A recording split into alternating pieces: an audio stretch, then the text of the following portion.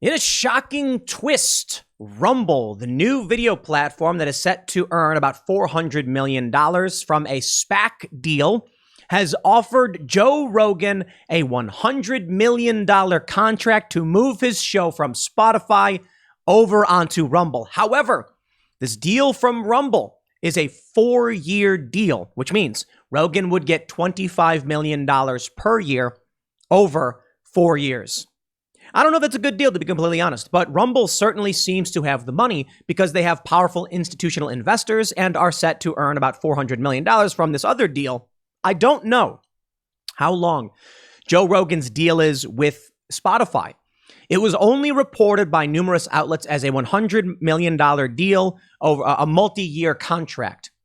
My personal experience with these big contracts is probably, I have to wager they went for between 2 and 3 years. Typically, that's what these big companies try and get, and Spotify probably tried to get 3. But here's the deal, man. Joe Rogan is the biggest. I don't think this is a good deal for him, and you got to wonder about this too, because what Rumble's basically saying is, no censorship here, come on over. But Joe Rogan apparently removed the episodes by choice, the 71 that got deleted. So I'm not entirely sure Joe cares. In fact, there's a viral clip going around where Joe is smoking a cigar with somebody, and he's like, look, there's a bunch of episodes Spotify didn't want on the platform. I don't care. I don't think Joe does care. I think Joe's just trying to do Joe, and I think Joe wants to talk about what he wants to talk about. But we've got some interesting new updates as well. A tweet from Kyle Kalinske. He's a lefty, and he had his episode, I think maybe even more than one, taken down, and he explains there's no slurs in this episode, but there is criticism of Saudi Arabia. And Spotify recently expanded their market into Saudi Arabia. We also have, now this is the more shocking tweet, Adam Kokesh tweeted that Joe reached out to him apologizing for taking down the first episode they did when they were porting over to Spotify. Kokesh claims Rogan said it was because there was too much misinformation in it and said, I'd have you on tomorrow if I could, but Spotify won't let me. I don't know if I believe that. I gotta be completely honest. I don't know Adam Kokesh to be a liar. And, you know, when I saw that tweet, I'm like, that is a very, very bold claim that Joe's outright like Spotify's not going to let me do this. I don't know if I believe it. Sorry. Because I've talked to Joe, and Joe's attitude is, I can have on whoever I want. It's just a licensing deal. So he's had on Dr. Robert Malone. So if the issue really is misinformation, or whatever, why would he tell Adam Kokesh that? But hey, far be it from me to claim that Adam Kokesh is not telling the truth. Maybe this is some new change. Maybe something is going on. Maybe after all of the flack Joe's gotten, he's like, outright, we got to pull things back a little bit. Look, the episode with Peter McCullough and Robert Malone basically sparked this whole thing, this ongoing smear campaign against Joe. Those episodes are still up. If he took those down, I'm sure the PR would be substantially worse. So maybe what's happened now is cancellation has worked. And now Joe is privately admitting to people like Adam Kokesh, sorry, bro, I can't have you on. So what does that mean the Joe Rogan experience will become? I don't know. I suppose the alternative is that Adam Kokesh is lying. But I've not known the guy to be a publicity stunt kind of guy. I've not known him to be someone who'd come out outright and lie like that. He's like a libertarian dude. And so I reached out to some people I know. I'm like, you know, what are your thoughts on this? Could this be true? And the response from most people is like, Adam's not a liar. But I don't know the guy. And the claim seems fairly outrageous. But let me show you, and I can only tell you this. It's a claim from one person. How do you verify that? Ask Joe, I guess? Well, I don't know if that's going to be quite possible right now. He's probably getting slammed for comment. So all I can say is Adam Kokesh, verified on Twitter, has made this claim. He has one of the episodes that's been removed. And Kyle Kalinske is also insinuating that he was taken down as an act of censorship because of his criticism of Saudi Arabia. Let's read. TimCast.com reports Rumble publicly offers Joe Rogan $100 million for 4-year censorship-free contract. The video streaming platform Rumble has publicly offered the contract. Okay, so yeah. Rogan signed a $100 million deal giving Spotify exclusive rights to the Joe Rogan Experience in 2020. However, Spotify is facing increasing pressure to censor the popular podcast over Rogan's willingness to speak to guests with different perspectives about the pandemic. Though the company has said they will not pull the plug on the podcast, they've removed approximately 70 episodes from the library in recent days. So if you go to jremissing.com and type in do a search, Control F, new exclamation point, you'll get 71 hits. The new tag appears on all of the episodes that were that were deleted February 4th, all at once. If you scroll through, some of these are two-parters, so call it what you want. Launched in 2013, Rumble runs its own infrastructure. So the company says it's immune to cancel culture.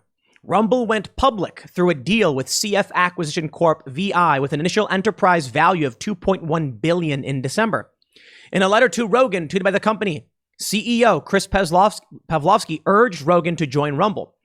Rumble tweeted at 11:04 a.m., "Hey, Joe Rogan, we are ready to fight alongside you. See this note from our CEO, Chris Pavlovski. Dear Joe, we stand with you, your guests, and your legion of fans in desire for real conversation. So we'd like to offer you 100 million reasons to make the world a better place. How about you bring all your shows to Rumble, both old and new, with no censorship for 100 million bucks over 4 years. This is our chance to save the world, and yes, this is totally legit. Sincerely, Chris Pavlovski." Here's an issue, though. According to the CEO of Spotify, it was Joe's decision to remove these episodes. Now, that to me doesn't ring true. I don't believe it. Sorry. It's what they said, sure. But the issue is all of the episodes came down on February 4th. Maybe. Okay, so maybe Joe, just on the 4th, he talked to them and said, "Hey, look, I'm going to take these episodes down." But hold on there a minute. We got this tweet from Kyle Kalinske.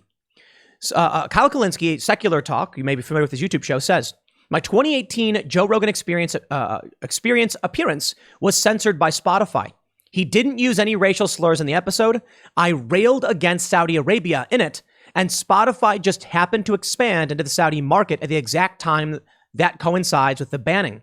And then he says, in his follow-up tweet from the New York Post, Spotify, it expanded its paid podcast subscriptions in 33 more markets and enabled podcasts in Russia, Egypt, and Saudi Arabia. Premium subscribers, which account for most of the company's revenue, rose to 180 million, beating analysts' expectations of 179.9 million.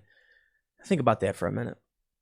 What is Spotify generating in revenue then? Like $500 million per month? More than that. That is absolutely insane. Now, is Kyle Kalinske wrong about this? He says Joe didn't use any slurs, so why was the episode pulled? Maybe Kyle is wrong, but we can only assume why these episodes were pulled because they've been pulled. Now, of course, I'm sure all of these are archived somewhere, so I would strongly encourage this. Go into these episodes, watch through them, and see if in Kyle's episode they have actually, Joe actually used a racial slur. Now I want to point something else out, get a little bit more personal here. I'm trending on Twitter again. Haha. I don't know why, whatever. Actually, I think it has something to do with hosting Enrique Tarrio on Friday. I just don't care. Maybe they'll ban me. Whatever. I just don't care. I'll tell you this, Joe, there are certain concessions I feel like we have to make because there's hard lines. So talking about certain subjects, YouTube will outright ban you for, even if I'm critical of them. That's why we have timcast.com. Become a member, support our work there if you want to make sure we can survive the wave of censorship that's coming. Many people have, I tweeted, "Hey, look, I'm trending again," because I've been trending nonstop for basically like 2 months now, whatever. And people say, they're like, "Yo, you're next. They're going to ban you."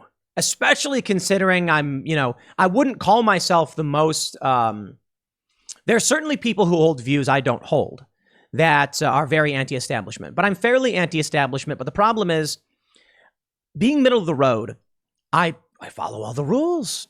Now, there are some things I think we should be allowed to talk about on YouTube. They don't let us, so we set up timcast.com. They're saying, many people are commenting on my tweet saying, they're coming for Joe, man. Once they get rid of him, it's Crowder, it's you, it's Jimmy Dore. It's probably Kyle Kalinske. They're going to come for all of you unacceptable voices because, Joe basically provides that shield. Joe can have on Robert Malone in mainstream conversations they don't want mainstreamed. And then when we talk about it, you can't ban us. It's mainstream pop culture, right? So maybe they do want to come and ban me. And there's certainly been conversations I've had with other companies about licensing, about signing, about investment, about exclusivity, and I've said no to literally all of it. And maybe that's a bad move. Maybe they will ban me, and then I'll be forced to go to these other companies. Whatever. I'll tell you this. When it comes to deleting episodes, I've got a whole bunch of episodes from way back when. I don't delete any of them. Now, I'll tell you this. There are some interesting things. Several videos that I've put out over the past several years are just gone. No joke. I don't know why. Seriously, don't know why. There's a period where I traveled to Davos, Switzerland, because outside of the World Economic Forum, there are peripheral events. Meaning it's not just the World Economic Forum, it's everybody trying to crowd around it and, get in that inner circle and pitch their ideas. And I have friends who are down there doing crypto work, Bitcoin and stuff. I went there and I interviewed a couple people and I did several videos. Those videos are just gone. There's 5 days just missing from my library. I don't know why. I'm completely honest. Don't know why. There are several other videos. There's one I did about a woman who was killed in Norway, and they think she may have been an Israeli spy. Gone outright. Fortunately, that one's still archived somewhere. But I really like that video. We put it on YouTube, and it's just gone. So it's possible censorship does come. Joe seems like the kind of guy who says to himself, I don't want to have these episodes up. So I think it's reasonable to assume he is the guy who took them down. They go on to mention on teamcast.com, save the world, we get it. And then whatever, they mention the Spotify CEO. They show Joe's video, or I should say we do. Quote, I don't just want to show the contrary opinions what the narrative is. I want to show all kinds of opinions so we can figure out what is going on, and not just about COVID, about everything, about health and fitness and wellness and the state of the world itself. Joe seems like the kind of guy who said, this looks really bad for me. And he doesn't seem like the kind of guy who's trying to fight a war or anything like that. For me, I'll tell you what it's about. It's about what I believe in. It's about what I think and what I feel. And so I think I'm very different from Joe in that capacity. Joe's an MMA commentator. Joe's a comedian. Joe isn't investing this money into fighting a cultural battle. It just so happens that views he holds tends to align more so with people who like freedom. But Joe is not here to fight a war. So he seems to be the kind of guy who's like, I don't want to get into a conflict with anybody. I'll just apologize for this because I shouldn't have done it. His views have changed. They've evolved on the matter. Now that may be true. Or it may be this. Take a look at this tweet from Adam Kokesh. Let me pull up this one first. Adam Kokesh. Let me just show you what he says. He's like a show host. Banned by YouTube, censored by Joe Rogan and Spotify.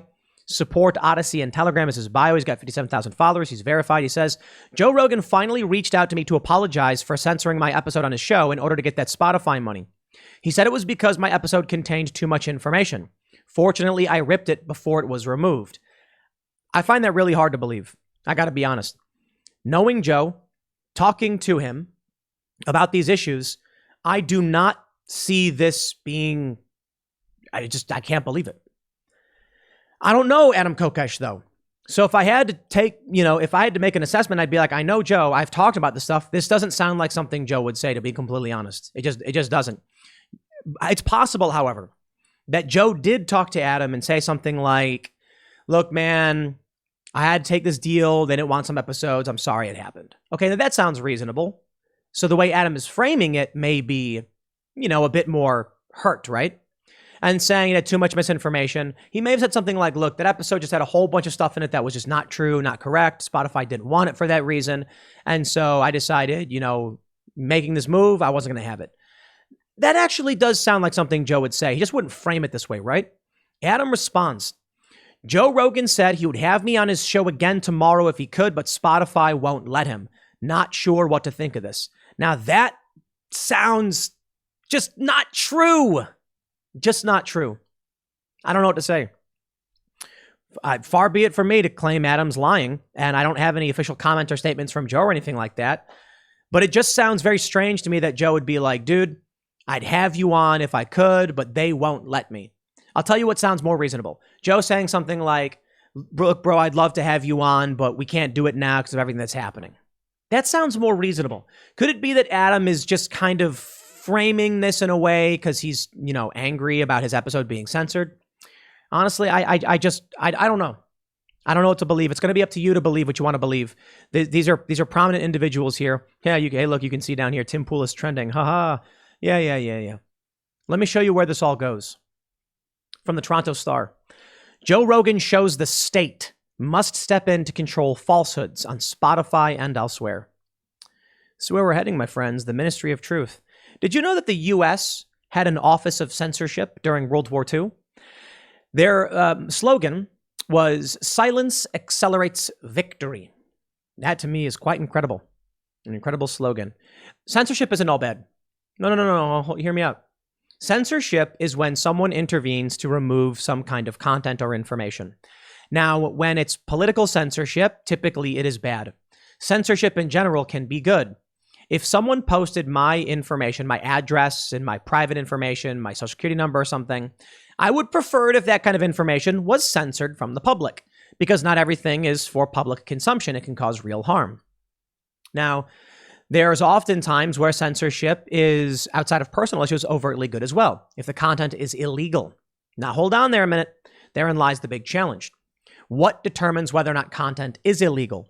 And if we tolerate the censorship of things that are deemed by the state to be illegal, then aren't we saying the exact same thing the Toronto Star is? And that's what you need to understand. When the Toronto Star comes out and says the state must step in to control falsehoods, now that is a line I think we never cross. The state is not the arbiter of truth and morality. But what about when the state deems something to be criminal in the content of itself? There's a lot of content I think you, I, and basically everybody else would agree should not be allowed on platforms, should not be allowed to be produced or shared, content involving children or violence.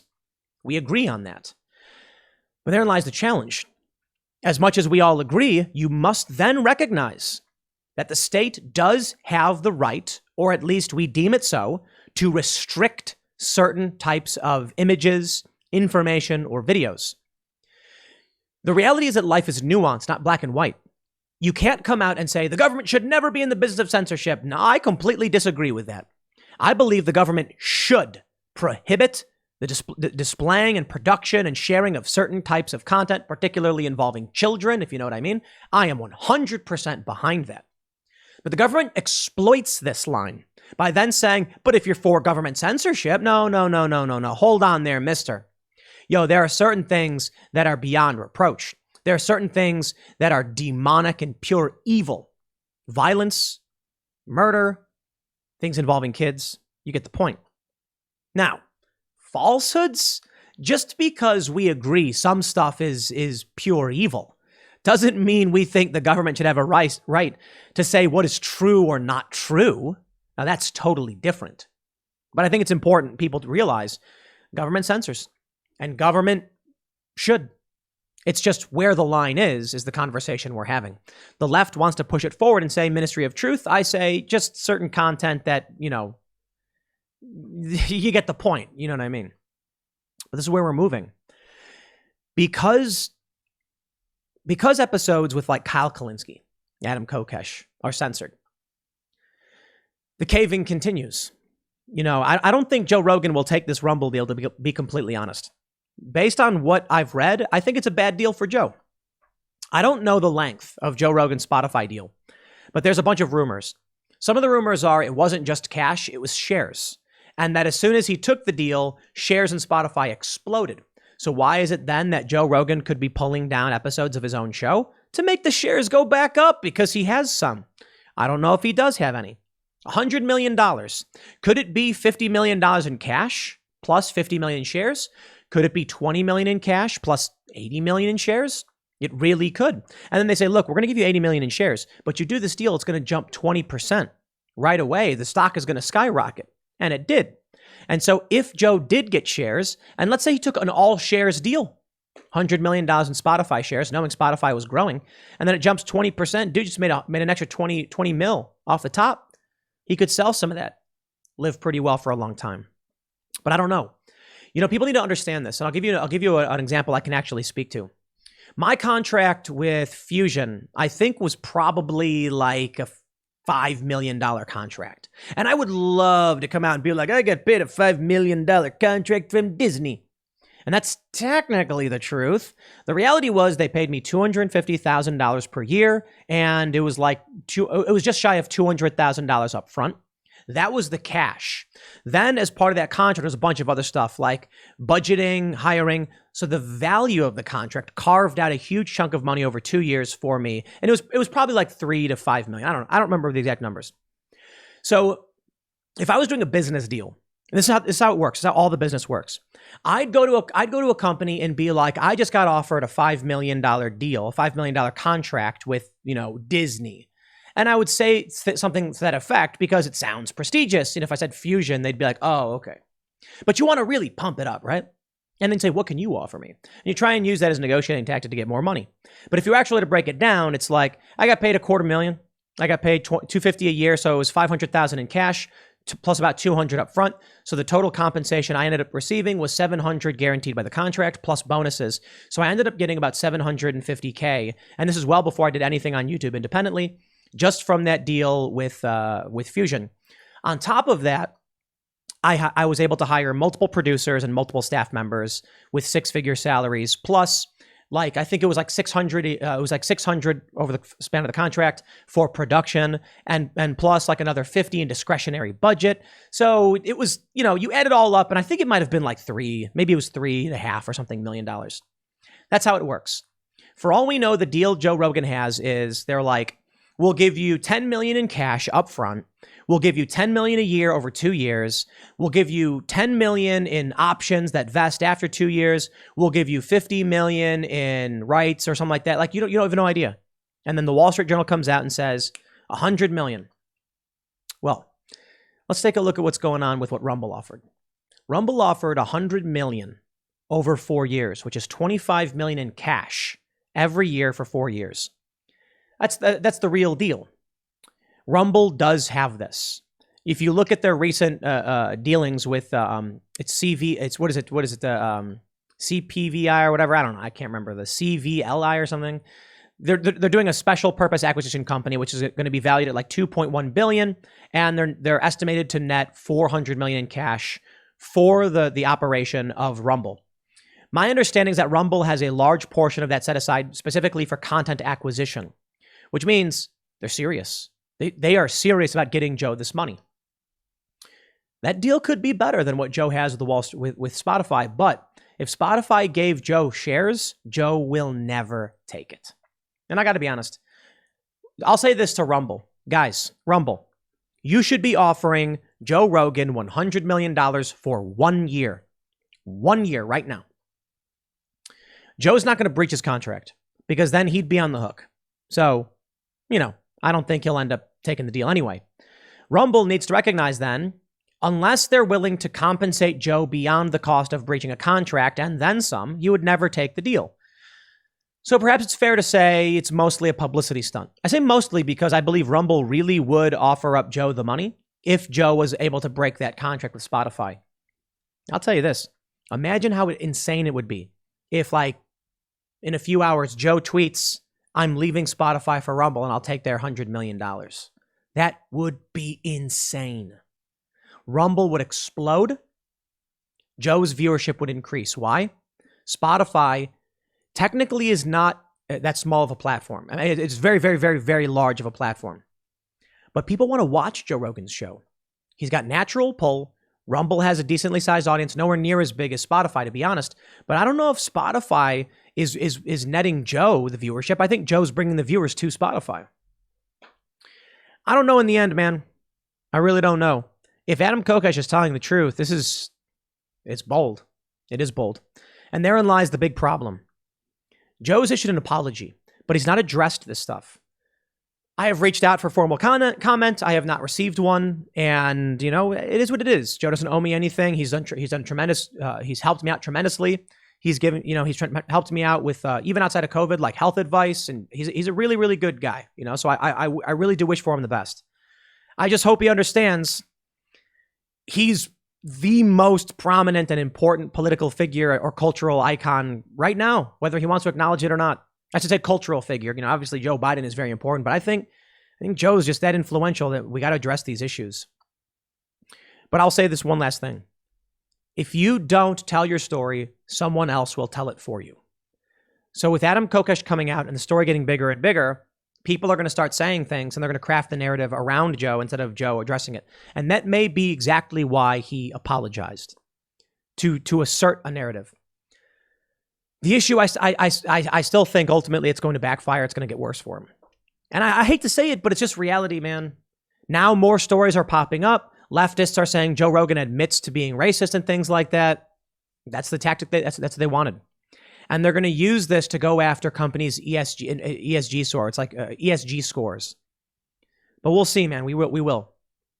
Kyle Kalinske is saying it wasn't about racial slurs. And if that's true, then Joe didn't delete these episodes. Maybe Joe's got a big fat contract he wants to keep, and he's just going to keep it hush-hush and let Spotify say what they want. I don't know, man. This doesn't sound like FU money. Sounds like being under a corporate boot. Or maybe Joe's just like, dude, I'm happy with what I'm doing and no one else can tell me what to do and he's going to do what he wants. No idea. I'll leave it there. Next segment's coming up at 4 p.m. over at youtube.com/Timcast. At least for now. We'll see how this plays out over the next year. Thanks for hanging out and I'll see you all then.